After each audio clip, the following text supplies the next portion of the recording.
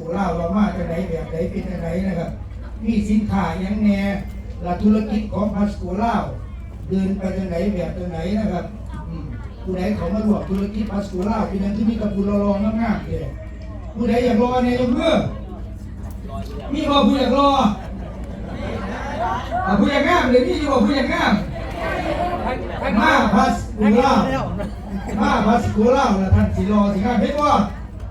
ตะกี้นี่มามีตู้เคียให้นาเลยๆกับดำนี่เดี๋ยวนี้มึงที่มีตะพูงามๆเนาะมีตะพูงามๆเลยถ้าอยากงามอยากรอมาพัสกูเล่าครับว่ามันจะรอแต่งามซื่อๆเด้มีรายได้บ่รายได้หลายบ่นะครับบริษัทพัสกูเล่าเป็นบริษัทยักษ์ใหญ่ในไทยเลยนะครับเป็นบริษัทลูกของบริษัทพัสกูว่าอยู่ในไทยนะครับซึ่งมีประธานใหญ่อยู่ในไทยนะครับแต่ว่าของพัสกูเล่าเขาเป็นบริษัทลูกเป็นบริษัทที่รับสินค้าจากบริษัทไทยเข้ามานะครับเป็นสินค้าที่ได้มาตรฐานสินค้าของบริษัทพัสกูว่านะครับที่ส่งกำให้เราเป็นสินค้าที่ได้มาตรฐานนะครับเป็นสินค้านวัตกรรมใหม่ทั้งหมดมีใหม่สมัยใหม่ครับแต่กี่กาแฟจังสิเขาก็บดเอาเด้บดใส่ซองไม่กินเนาะบางเทื่อก็ใส่ถุงเหียงกำยำนั่นจุ่มน้ำมันแล้วก็เอากินนะแต่ว่าเดียวนี่มีอยู่บ่บ่มีได้แบบนั้นแม่นบ่ผู้มือนี่ครับมันเป็นนวัตกรรมใหม่นะครับกาแฟเขาก็เฮ็ดด้วยผลิตแบบใส่สารสกัดเอาสารดีๆของมันนะครับเอาตัวยาดีๆของมันบอกมาใส่ในกาแฟเขากินมันเป็นยุคใหม่ครับเพราะว่าที่เป็นเรื่องสินค้าอื่นๆนะครับคุยไปนะครับสินค้ามาผลิตของมันพวกนี้เป็นนวัตกรรมใหม่ครับใส่เครื่องมือในการผลิตที่ทันสมัยนะครับพวกคือแบบตะกี้เอาขี้ดินมาถมกันแล้วก็ปั้นเท่มาเป็นก้อนมาขายห้องเนาะผู้มือว่าเป็นแนวนั้นแล้วนะครับผู้มือถือว่าเป็นเรื่องที่ทันสมัยในยุคใหม่เลยนะครับให้มาแต่ใส่เนี่ยมุจักข้าพเจ้าแล้วข้าพเจ้าจะพูดไม่ได้ว่ามาแต่ใส่ทั้งหน้ามาแต่ใส่ทั้งหน้าบ้านซ่องบ้านยังบ้าน43เป็นยังทั่วบ้าน43โอ้มันคือหลัก43ก็เลยใส่43เลยขี้ขาดตั้งชื่อมันเนาะเอารักมันเนี่ยโลดว่าไปดีไปอีกแบบนึงใส่บ้าน43ยกมือกันนะเจ้าคนมา4คนหรือ3คน3เนาะก็สูงกว่า43เหรอวะเอาบ้าน44นี่อยู่บ่44 45นี่มีอยู่บ่46ก็บ่มีคือ50บ่โอ้ใช้บ้าน50เอาบ้านยังนี่บ้านนี้ก่อนน้องเครื่องใหญ่โอ้เสียงเครื่องบ่หน่อยคืออยู่นั่นเลยใช้น้องเครื่องใหญ่จะคนยกมือกันน่ะ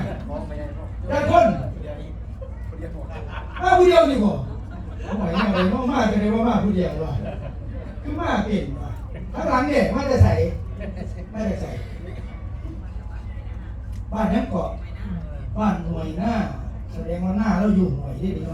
ใส่บ้านหน่วยหน้ายกมือจะคน2มาหน่วยเด้ก็ย่างบ่ทางกับบ้านง่ายบ่ทางกับบ้านดีบ่ทางดีเบิดนอกนั้นมีแต่หลุมมีแต่ขี้ตมบ่เลยใส่ทั้งนี้บ้านหยังนี่บ้านหยังครับน้องพันวันบ่พันวันหรือขันวันใส่บ้านพันวันจะคนมาจะคนใส่ยกมือกันไหนนับเนี่ย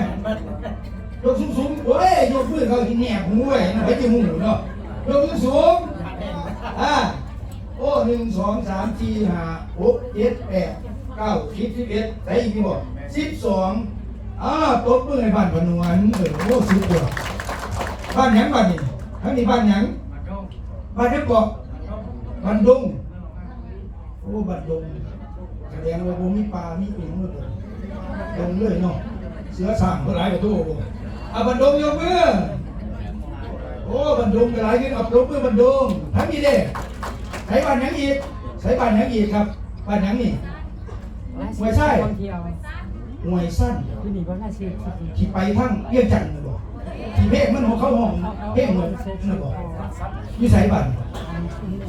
โอ้ทั้งเมืองขอสอบใส่หวยสั้นจะคนมาจะคนใส่ยกมือก็ได้หวยสั้นจะคน 12 คนโอ้มา12เอาปรบมือหวยสั้นทั้งนี้เลยครับทั้งนี้เลยบ้านหยังนี่บ้านนั้นก่อนบ้านบัวว่างโอ้ละว่างทำไมบ้านบัวว่างถือไว้มันหนักเด้เอายกมือบ้านละว่าง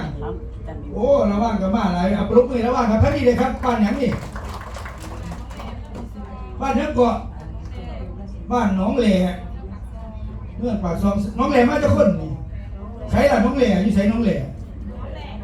น้องแหล่โอ้น้องแหล่ว่าเป็นน้องแหล่เนาะอับลบมือน้องแหล่ทั้งนี้เลยครับบ้านหยังบ้านสารวัตรมาจากสารวัตรซื้อบ้านกับสารวัตรมาจากสารวัตรอีกใส่ยกมือกันนะจะคนมาจะคนบ้านสารวัตรอยู่ใส่4 คนยกมือเบิ่งกันนะยกมือเบิ่งจะคน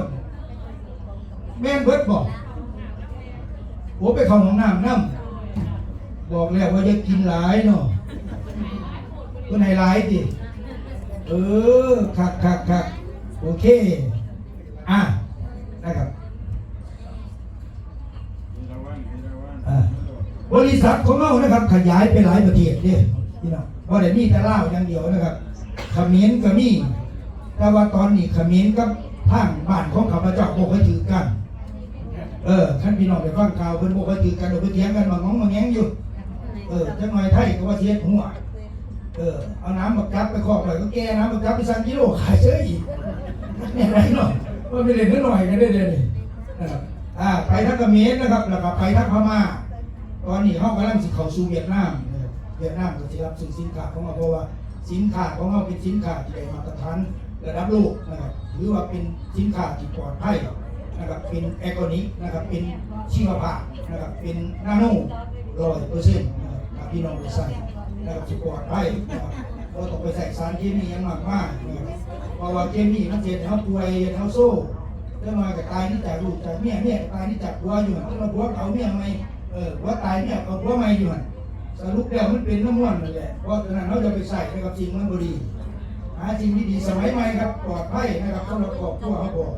นะครับนั่นคือบริษัทพาสว่าเดี๋ยวเรามาเตรียมพร้อมกันครับเอาทำพิธีเปิดซะก่อนพี่น้องเราเสียฟังเรื่องราวดีๆจากท่านประธานนะครับมือเหนียวได้รับเกียรติจากท่านประธานเป็นสิมาว่าเรื่องราวดีๆนะครับพี่น้องไม่ได้ฟังกันแต่ฟังเรื่องราวดีๆอยู่บอกผู้ใดเป็นคนป่วยมาเนี่ยนี่ไม่อยู่บอกผู้ป่วยที่สินอนอยู่เงื่อนอยู่แล้วเนาะมาแล้วผู้ใดเป็นอ่อนๆเอียนๆได้บ้างแต่พวกนี้อีกเดี๋ยวมือนี่สิได้ฟังนะครับมีสินค้าสมุนไพรดีๆนะครับท่านประธานที่มาบอกสู่ฟังไอ้มีกาแฟมีมันมีเขามีปัญหาเนี่ยบ้างมีอยู่บอกกาแฟมีปัญหาเขามีปัญหามันมีปัญหามีอยู่บอกมีหลายเนาะมันนี่สิได้ฟังเรื่องราวดีๆว่าเพื่อสิแก้ปัญหาจังไรนะครับสินค้าของเราจะไปแก้ปัญหาตรงนั้นได้จังไรนั่งตัวตรงๆนั่งตัวตรงๆครับข้าพเจ้านับหนึ่งให้พี่น้องตบมือเท่านึงได้บ่ได้ยี่ดีนี่บ่ยี่ดีบ่ใส่ร้องมึงกันนะว่าได้ยี่ดี1โอ้ยมันหัวเขาต้องแปรถ้าเราละมาทีได้เนาะได้จะได้กันว่า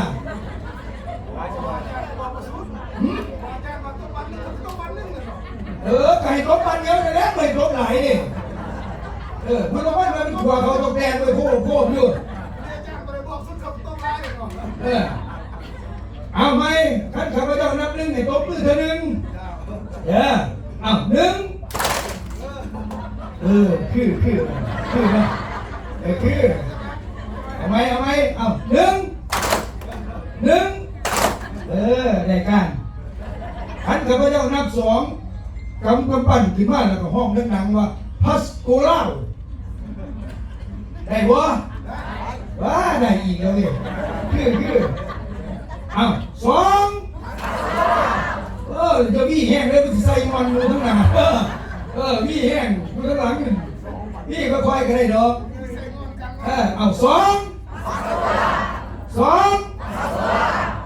คืออยู่แต่ว่าเสียงบ่ดังเสียงยังเบาอยู่เนาะ พาสตัวเล่าดังๆเบิ้งไอ้มันหลอดไฟนี่คูณมาบ่แม่นของเฮาของโรงแรมพุ่นดอกอันเพิ่นสิไหมเพิ่นก็สิไหมบริษัทพุ่นแหละเพิ่นบ่ไหมหมู่เฮาดอกเอ้าสองได้การอันข้าพเจ้านับ3ให้ยกนิ้วขึ้นมา1นิ้วว่าที่1นิ้วสิต้องถามอย่างนี้ด้วยแม่นพวกเราข้าพเจ้าก็ยกนิ้วสินี่ครับบ่ได้ยกนิ้วอื่นน้องเนาะวันนาขอซ้อมอะไรหรอขอซ้อมนี่อะไรหรอทัดสองมันจะเป็นตะเกียบดิมันจะเป็นมีดตัดเนาะเอา3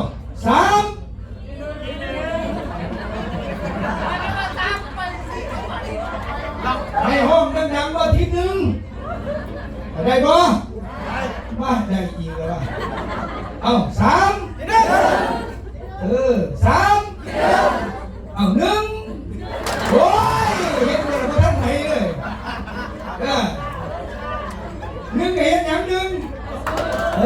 กระตุ้นมือกันเนาะแม็กซี่พี่น้าแม่อีอยู่ตัวมือว่าอาจารย์เอา1 2เอาเรื่องไหนเอาแนวดีหรือเซลเนี่ยพี่นับ2เห็นอย่างนับ2กำกระปั้นถึงมาแล้วกระตุกอัสตัวเล่าดังๆนะครับนับ3เห็นอย่าง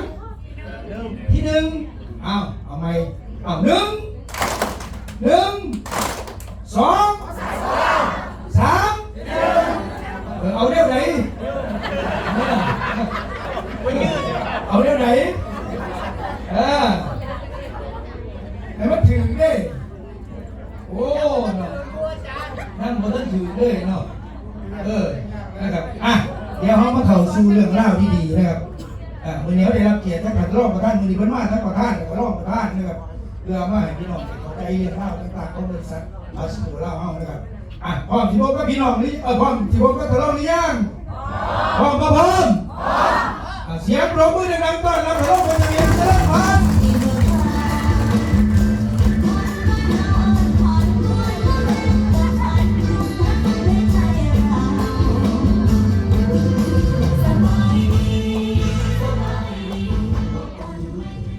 สบายดี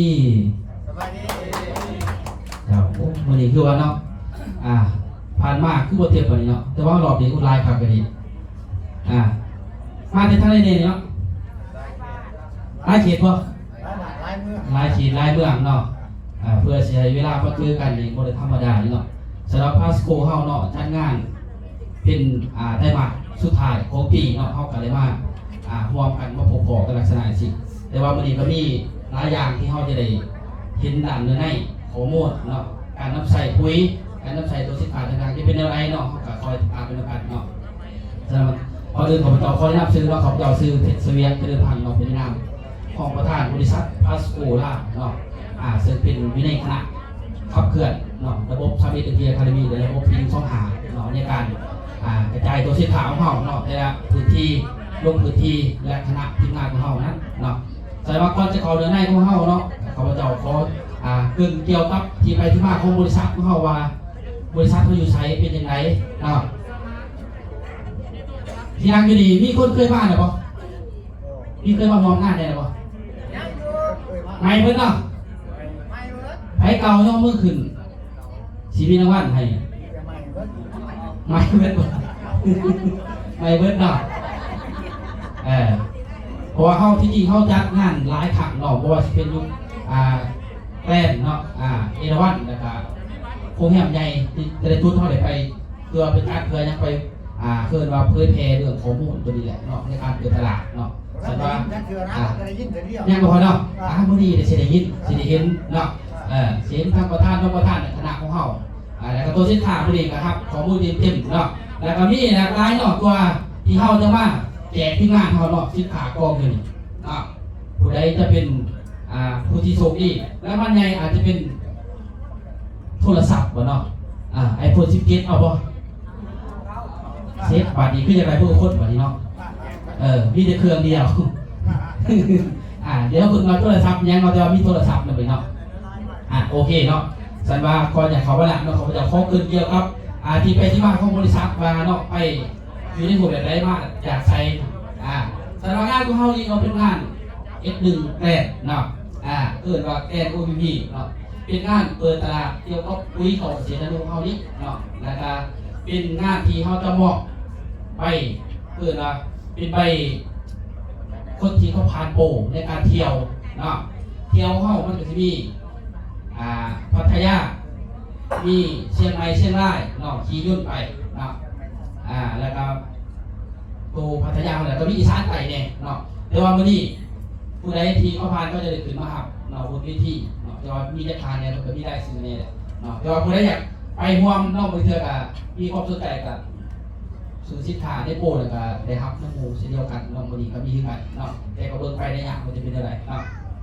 โอเคแต่ว่าก่อนจะพูดที่ไปที่มาเนาะของเขาเนาะบริษัทเขาซื้อบริษัทพาสโก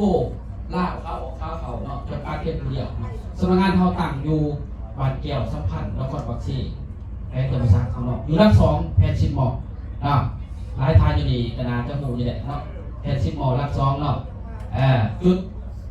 ที่หลายคนมองเด็กเข้ามาปักซีตรงไหนเขาไปแต่เขาไปสัมผัสกว่าสัตว์นอนในจุดนั้นฮะ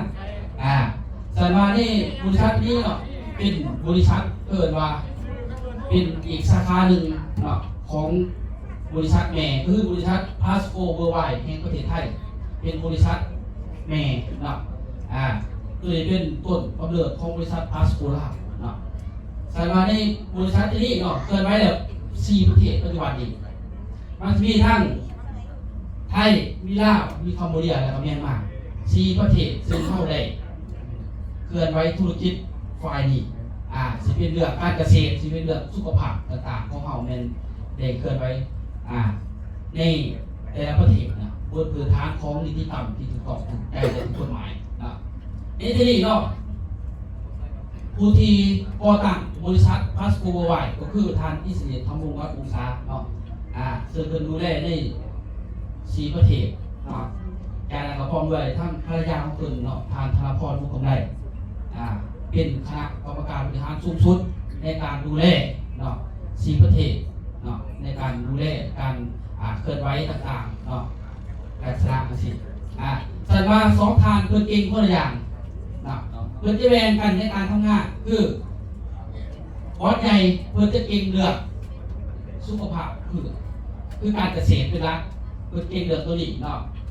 ปุ๋ยเม็ดต้องใส่จังไดแก้ไขปัญหาใดปุ๋ยน้ำแก้ไขปัญหาใด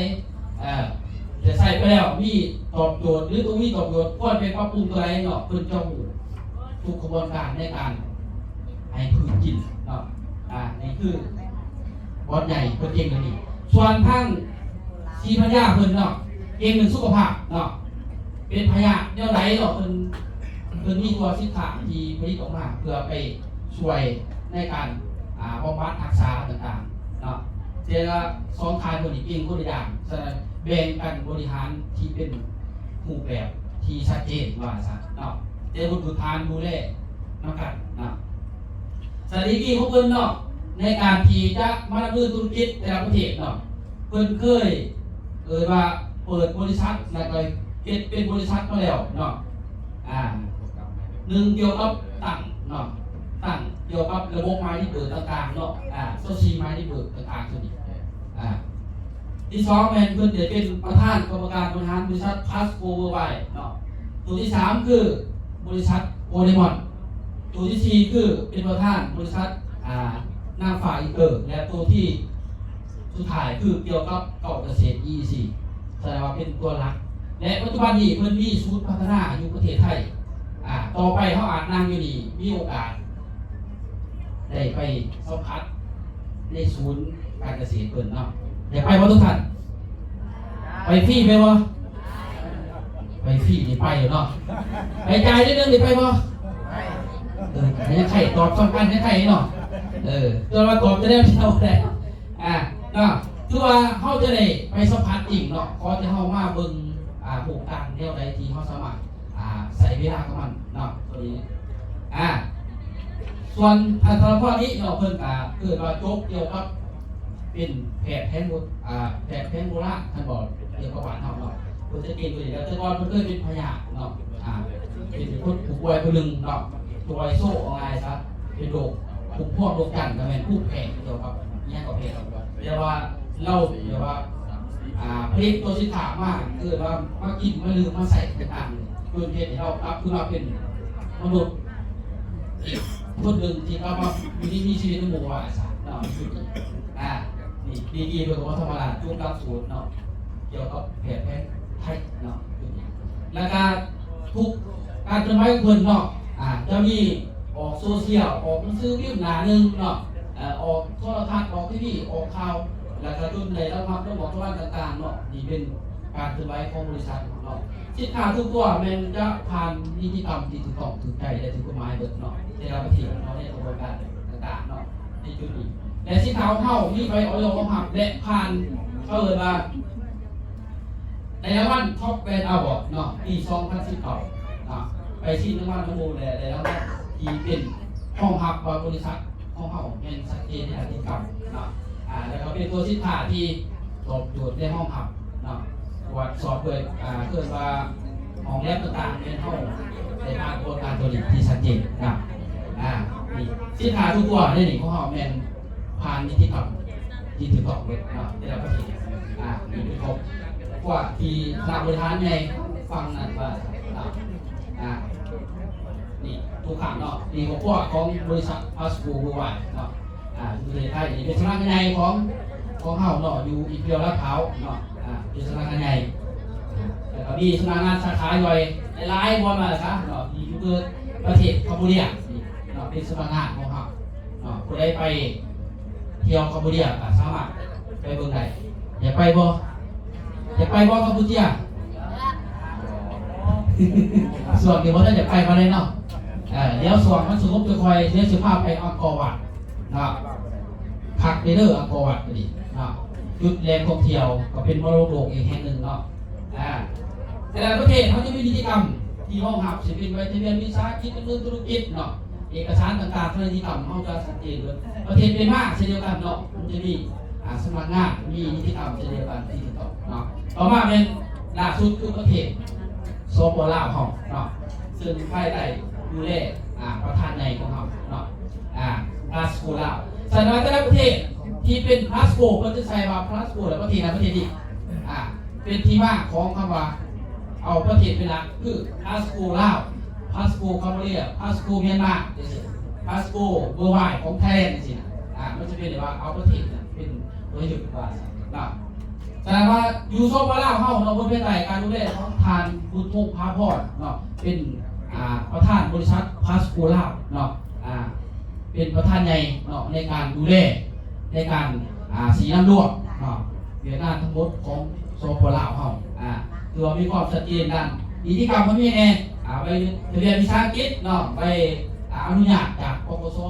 เข้าที่ในการดำเนินธุรกิจต่างๆเนาะในการใส่กาใบอนุญาตการดำเนินธุรกิจเกี่ยวกับการเกษตรเนาะต่างๆที่ถูกต้องในกระบวนการนิติกรรมเนาะของเราแต่การเสียเอาของอากรเนาะการจ่ายให้ภาครัฐเข้าทุกกระบวนการเข้ามันจะเสียตามเกิดว่าระเบียบของประเทศชาติบ้านเมืองเนาะการจ่ายในระบบของอากรต่างๆเขาในกฎหมายต่างๆเข้ามันถูกต้องตามในระเบียบการของเราเนาะไปที่ตามการจ่ายเทอราปีการเสียประทะของอากรเข้าแบบใดเนาะแล้วของเขานี้ไปเกินว่าตัวรักคือตัวปุ๋ยที่ถูกต้องถูกใจถูกกฎหมายเท่านี้ใบทะเบียนคุณนะปุ๋ยทุกตัวถ้าปุ๋ยใบทะเบียนคุณนั่นคือปุ๋ยบริพารของแลบคือปุ๋ยถ้าบอกภาษาแบบนักเรียนจะกันคือปุ๋ยเถื่อนเป็นปุ๋ยเถื่อนโดยที่ว่าจักเป็นเอาอย่างมาผสมกันแต่มาเป็นปุ๋ยไข่เฮาแต่สำหรับเฮาแมนพุทธทะเบียนคุณพุทธวิจัยจากกรมที่ห้องหักเนาะที่หัวหน้ากรมเนาะทานพุทธจันกรมวิทยาศิลป์หัวหน้ากรมกสิกรรมเนาะที่เพิ่นได้ออกใบทะเบียนคุณห้องหักบอกปุ๋ยเก่าเกษตรลูกเฮาแมนปุ๋ยที่ถูกต้องตามกฎหมายอยู่ในห้องแลบที่เพิ่นวิเคราะห์มาแล้วว่ามันมีสารอาหารยังไงมี11ถาดมียังไงเนาะเพื่อว่าให้พ่อยประชาชนเนาะเข้าใจว่าเข้ามาด้วยนิติกรรมที่ถูกต้องถูกใจถูกกฎหมายนะ จากนั้นครับก็มีคณะของเฮาเนาะในการดำเนินการลงพื้นที่เนาะลงพื้นที่ได้ลงไปส่งเกิดว่าข้อมูลต่างๆที่ทางประชาชนเขาอาจจะโมโหในเกิดว่าข้อมูลในหนึ่งเนาะแต่ว่าทุกคนปลูกเป็นแล้วใส่เป็นแล้วแต่ว่าใส่ไปแล้วมันเหมาะกับเรื่องงานต่างๆตัวนี้เข้ากับลงไปช่วยเกี่ยวกับการให้ข้อมูลเพิ่มเติมเนาะสิ่งใดที่มันดีเข้ากับติดตามไปเป็นประโยชน์ของเขาให้มันดีถึงเก่าความหมายเนาะว่าอยากให้มันเสียหายเนาะมันจะมีคณะของเขาในการดูแลเนาะบริษัทเขามีโครงการการจัดตั้งแบบเดียวกับภาครัฐเนาะภาครัฐอาจจะมีทั้งเลขาห้องเลขามีคณะต่างๆเกิดขึ้นของเขาเช่นเดียวกันเนาะมีประธานแต่กับผู้ดูแลต่างๆในคณะของเขาลงพื้นที่ดูแลแต่ละเขตเนาะปากซองมีจักจุดแต่ละเมืองมีจุดจะสิเขามีคณะคำพิสอบและก็เฮ็ดเวียกพร้อมกับภาครัฐคือกสิกรรมเมืองโดยที่เกิดว่าแบ่งกันเนาะพนักงานเท่า1 หรือ 3 ทานร่วมรวมกับภาครัฐคือกสิกรรมเมืองหน่วยงานปลูกพังเงินร่วมรวมกันนี่พนักงานเท่าที่จะได้ร่วมรวมกันแสดงว่าบ่ต้องยากว่าปุ๋ยเท่าผิดกฎหมายเนาะหรือว่าชัดเจนทุกกระบวนการเพราะว่าภาครัฐเฮ็ดเวียกกับเท่าที่ชัดเจนเนาะนี่คือคณะของเท่าในการดำเนินการต่างๆเนาะนี่คือทางประธานบุญทงพาพรเนาะซึ่งเพิ่นเป็นผู้ดูแลสีน้ำร่วมในสปลาวเฮาเนาะในบนพื้นฐานกฎหมายของทะเบียนวิชากิจทะเบียนดำเนินธุรกิจต่างๆเนาะในบนพื้นฐานเพิ่นเนาะของบริษัทพาสปูลาวของเฮาเนาะเพิ่นอีเพิ่นเนาะประวัติเพิ่นแต่ก่อนก็จบเกี่ยวกับคู่มาเนาะสำหรับเพิ่นก็เก่งเรื่องการเข้าใจตัวบุคคลเนาะเข้าใจเรื่องสังคมเมื่อใดเนาะนี่เพื่อกระบวนการรับเพื่อนกระจกเกี่ยวกับธุรกิจเนาะคือว่าขายตรงอยู่ประเทศไทยคนลาวคนธุรกิจของประเทศลาวที่เป็นเฮียนอยู่ประเทศไทยเนาะแล้วเฮียนแต่ว่ามีแต่ภาษาอังกฤษเนาะแต่ว่าในนี้ใบยืนจบขายตรงออกมาอย่างไรว่าบริหารแต่ละโครงการที่เขาเป็นปัจจุบันเนาะอันนี้เขาเจ้าเนาะแล้วการศึกษาจบกับปริญญาตรีเขาเจ้าดีเนาะเล่าเรื่องศาสตร์เนาะที่ว่าได้ไปศึกษาเกี่ยวกับระบบเป็น2ประเทศต่างๆเนาะในโครงประกอบของภาครัฐต่างๆเนาะเขาอะไรมาทั้งครอบครัวใจกันมาเนาะที่เป็นเขาเจ้าเป็นในนามของห้องประธานบริษัทเนาะอย่างมากก็คือท่านพ่อสันติสุขเนาะพ่อไปตลาดตัวนี้เนาะก็คือจริงๆกับจบปริญญาตรีเช่นเดียวกันเนาะจริงๆถ้าเขาเป็นเนาะควรจะจบมหาวิทยาลัยเนาะมหาวิทยาลัยเนาะแต่ก็มีหลายทางเนาะที่เพิ่นมีเลขาของเขาที่มีการมีวุฒิในการดำเนินนิติกรรมต่างๆหรือว่าการเชิญไว้ของเขาเนาะเพื่อให้บริษัทมีความชัดเจนเนาะอยู่ธนาคารของเขาเนาะอยู่ด้าน2เนาะเพื่อได้ไปเป็นสิบหม้อเห็นด้วยเนาะซื้อข้างในทางขึ้นเบื้องข้างขางเลยเนาะที่ธนาคารเขาค่าซ้ำสัตว์นี่เป็นสีเนาะแต่ว่าก่อนที่เขาจะลงเคลื่อนไหวแต่ละเมื่อเขาจะมีการเอกสารเสนอจากเบื้องแผนกลูกสูงเมื่อเนาะเดี๋ยวเพิ่นอนุญาตให้นี่คือเขาจะเอาลูกปากซองอุปกรณ์เนาะแล้วก็มีขอตกลงคือทานเข้าขอดมือดวงเนาะที่เปิดให้ทั้งคณะของเขาหรือว่าบริษัทเขาได้ไปดำเนินเกี่ยวกับเปิดกองประชุมที่สโมสรของเมืองเนาะที่นั่นเพื่อยังเพื่อไปเผยแพร่อยู่ในเขตเพื่อว่าเขตเทศบาลเมืองต่างๆนี่เนาะเกี่ยวกับเรื่องโปรตุเกสสิเนาะที่เขาจะเอาไปเป็นประธานเปิดในที่นั่นบริษัทเนาะแล้วก็มีเรื่องสนาสมบูรณ์สิเนาะเขาจะเอาไปเป็นประธานเปิดเพื่อให้แต่ละเมืองเข้าใจเนาะว่าพวกสามเนี่ยแล้วก็มีแต้มเนาะแล้วก็มีสุดคือปากซองเขานี่เนาะเดี๋ยวไปเปิดเดี๋ยวจะมีคณะของกสิกรรมเพิ่นเอาตัวนี้นี่ลักษณะสิในว่าการเปิดเข้าแมนบนพื้นฐานของตัวสินค้านี่แหละตัวปุ๋ยเป็นหลักสิเป็นทูบีตัวหนักต่างๆต่อมาเขาเป็นสุขภาพมันมีเอาย่อผ่านกระบวนการที่จะต้องแก้กฎหมายเนาะนี่เป็นตัวสินค้าของเขาเนาะคือตัวปุ๋ยต่อเกษตรลูกเนาะเดี๋ยวข้อมูลต่างๆเราสิมีท่านประธานขึ้นมาให้ข้อมูลก็ได้การได้รับข้อมูลที่ชัดเจนคือเนาะเขาเจ้าก็ชี้แจงว่าความที่ชัดเจนของเขาเนาะปุ๋ยทุกตัวของเขาแมนผ่านกระบวนการคือใบยั่งยืนบทวิจัยที่เป็นผลของกลุ่มนะของกลุ่มทุกตัวเลยทุกท่าน ทุกตัวเลยเนาะทุกตัวนี่เนาะคือว่าชัดเจนจากนั้นก็เฮาก็จะมีเกี่ยวกับโครงการเที่ยวต่างๆของเฮาเนาะพาสมาชิกเนาะไปเที่ยวจะได้จุดแต่ละบอลในไรตามโครงการที่เขามีเนาะสื่อคุยไปแล้วเดี๋ยวเที่ยวใช่แน่เนาะนี่คือภายบ้านเขานี่ไปเที่ยวหลายจุดแต่ละบอลเนาะมีภาคตัวเดียวพัทยาที่เกิดขึ้นเนาะนะครับวันนี้เนี่ยพาจะเห็นว่าคนที่จะได้ผ่านเชียงใหม่เชียงรายแล้วก็พัทยาต่างๆเนาะมันจะมีโซนหนาเป็นจะเป็นอย่างไรเนาะแล้วที่ให้ถามกันเนาะที่จะเป็นถามเนาะเอาไปรอบนี้3 รถบัสเนาะประมาณ100ตัวทานเนาะแล้วก็ไปเชียงรายอีกเนาะหรือทัวร์รายทานทุกคนเนาะนี่เราจะไปเที่ยวลักษณะอาชีพเนาะอยากไปว่าทุกท่านอยากไปบ่ถ้าได้เนี่ยแล้วก็ไปขี่รถไปเชียงรายเชียงใหม่เนาะไปหาเมียหน่อยลุงหม่ำบ่เมืองกิฟต์ไลน์เนาะเข้ามาเชียงรายนี่คือเทนเมืองหม่ำเลยเนาะนี่เขาจะไปเที่ยวสิเที่ยวทะเลเนาะแต่ถ้าไม่มีสมาคมของพวกเขาเด้อคนไหนที่สื่อปุ้ยสื่อชิ้นขาดต่างๆที่ทั้งหมดหัวใจก็บริษัทเขาจะมีโครงการสมาคมตัวนี้เกิดขึ้นเนาะโครงการช่วยเหลือเกิดว่าอยู่ห้องการที่สมาคมแนวไหนในการช่วยเหลือต่างๆตัวนี้เนาะเกิดว่าสมาคมยืนโซ่หาเกิดเห็นเป็นมากก็หมายว่าในของพวกมีการลมหายใจจากมันจะมีสมาคมของบริษัทก็สวยเนาะมันจะมีขันของมันเนื้อในต่างๆเขากับมาเดี๋ยวมาลุ้นเรื่องการตื่นเนาะคนใดที่ความสนใจกันนั้นคอยว่าสอนทางตื่นในตื่นตัวนี้เนาะเขาจะมีสมาคมตัวนี้เกิดขึ้นเนาะแล้วปัจจุบันนี้เข้ากับเรื่องเฮ็ดได้แล้วเนาะหลายทางกันครับเนาะมันจะเป็นลักษณะสัตว์เนาะสันว่าในกิจกรรมของเรานี้วันนี้เนาะทุกคานที่ว่าห่วงมากเนาะจริงแล้วที่หักไปเกิดว่ารับได้ก็เอาไปลองไปรับใส่เบิ่งเนาะเพื่อให้มันเกิดเราคนในรายที่สุดกว่าสักเนาะอันนี้เป็นที่ไปที่มาของ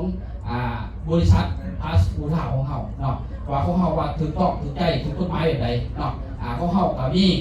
ทางนิติกรรมที่ชัดเจนแล้วก็เลือกตัวผู้ของเขาแต่ละเขตแม่นห้องหับเลยเพื่อแต่วางใส่เดี่ยวเห็นคนจริงเนาะใส่ว่าในนี้เนาะข้าพเจ้าเนาะแนะนำตั้งหนาในการเปิดพิธีเพื่อให้วาระไปตามให้อยู่ในเกณฑ์ของมันเนาะข้าพเจ้าขอเปิดพิธีในวันนี้อย่างเป็นทางการนับแต่พิธีนี้เป็นต้นไปเนาะขอขอบใจ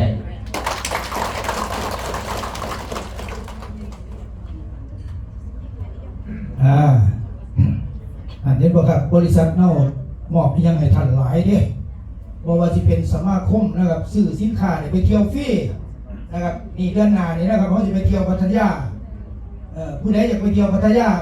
เตรียมตัวไว้นะครับซื้อปุ๋ยโอ้ยตอนนี้เต็มละรถซิดละครับเต็มละ3 รถบัส150 คนนะครับเอาได้3 รถบัส150 คนมันเต็มละผู้อยากไปก็หลายอยู่แต่ว่ามันเต็มนะครับเพราะว่าโรงแรมที่เขาจะไปเพิ่นจองห้องได้ซ้ำนะครับตอนแรกว่าจะไปหารถนะครับแต่ว่าแบบนั้นห้องมันจองก็ได้เขาที่ได้ไปกินอาหารอยู่สั่นที่52เลยโรงแรมตัวที่เขาจะไปเนี่ยครับมันหมุนหลอกตัวเองเวลาท่านกินเขาอยู่ที่สิเขาห้องน้ำท่านต้องเร่งห้องน้ำไว้ที่ดีเด้ห้องน้ำเสียเด้ห้องนั่งกินเขาห้องน้ำมันอยู่สิแหละก้มกินเขาสดเพราะท่านพอ3 คำในมือหนาตาคือหายแล้วห้องน้ำแล้วเกิดไปอยู่ข้างหลังมึงกันดิมันเป็นโรงแรมสามารถหมุนหลอกตัวเองได้นะครับตัวพัทยาเขาที่ไปมองนี่นะครับที่ไปพักเดือน3 วันในคืนนะครับซ้ำสิไปกินซ้ำสิไปเที่ยวซ้ำไปนอนนะครับหลังจากนั้นแล้วยังมีสมาคมนะครับซื้อสินค้าไปเที่ยวฟรีครับสมาคมท่านก็ได้เข้าพ่อท่านซื้อสินค้าปุ๊บท่านได้เข้าสมาคมของบริษัทพาสคูล่าครับสมาคมพี่1 2 5เพิ่นตายเพิ่นก็มีเงินซอยเหลือสมาคมเพิ่นซอยเหลือเลยออกลูกเพิ่นก็ซอยแต่งงานเพิ่นก็ซอยนี่ที่บอกผู้ใดบ่ได้แต่งงานท่านผู้ใดบ่ได้แต่งงานได้2 เด็กแต่งก็ได้เด้ออกลูกก็ได้อีกเนาะเพิ่นซอยนะครับเป็นซอยเหลือด้วยที่ท่านก็ไปจ่ายรายเดือนเองต่างๆคือประกันชีวิตเด้เพราะฉะนั้นอยากเข้าใจอยากรู้จักเป็นแนวไหนนะครับมาสัมผัสพาสโกล่าเบิ่งนะครับพี่น้องจะเข้าใจเนาะนะครับเพราะว่าเรื่องเล่าของบริษัทพาสโกล่าเขายังร้ายนะครับพี่น้องอยากรู้เรื่องเล่าของบริษัทพาสโกล่าต้องเข้ามาสัมผัสกับตัวเองการเป็นสิเข้าใจเดี๋ยวเขาเชิญพี่น้องทั้งคณะกรรมการเนาะนะครับ เชิญคณะกรรมการมาหน้าเวทีทั้งเบิดน่ะเชิญคณะเดี๋ยวมาถ่ายรูปกันก่อนเดี๋ยวมาถ่ายรูปกันนะครับผู้ใดคุณว่าจะของใส่เสื้อสุดกรรมการเข้ามามาทั้งหน้าท่านผู้ใดมาซาข้าพเจ้าก็สิให้ย่างเด้อเวลาหน่อยเดี๋ยวเขาจะปิดประตูกันพี่น้องเขาจะบ่ได้เมื่อเด้เป็นล็อกประตูเลยเด้ตั้งแถวเลยครับตั้งแถวข้างนอกมีบ่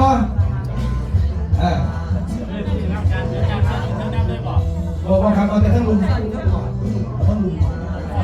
มันบ่พอกันบ่ถึงทั้งเวทีน้ำกระไรเอาถึงทั้งเวทีน้ำกระไรผู้ชายถึงทั้งเวทีกระไรสุภาพสตรีคนถึงทั้งลุมกระไร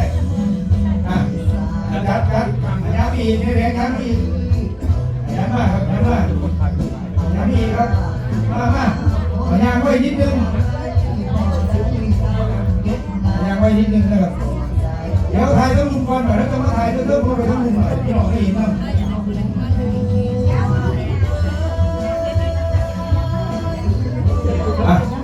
ท่านประธานดิโอ้ครับโอเคครับมาครับเชิญมาไปได้คนงาม